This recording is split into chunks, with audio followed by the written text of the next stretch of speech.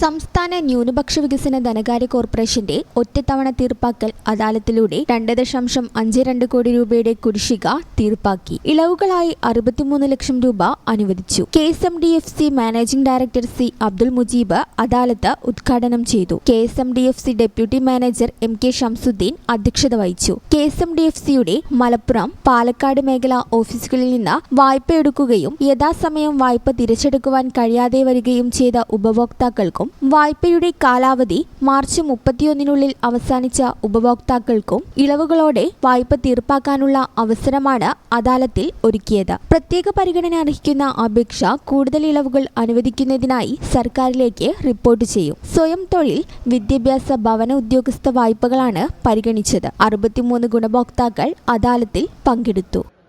ഈ channel news Malappuram. അമ്മേടെ യൂണിവേഴ്സിറ്റിന്ന് admit card വന്നുട്ടോ. ആഹാ, അത് നന്നായല്ലോ. അപ്പോ ഈ വിസയും ടിക്കറ്റൊക്കെ വേഗം ശരിയാക്കേണ്ടി വരില്ലേ കണ്ണാ? വേണം. കാശ് എത്ര വേണ്ടി വരുടാ?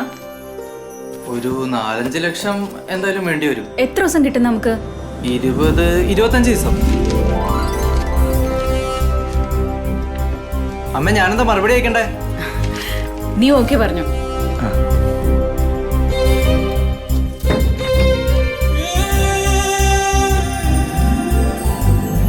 KSFE, ഈ നാടിന്റെ ധൈര്യം.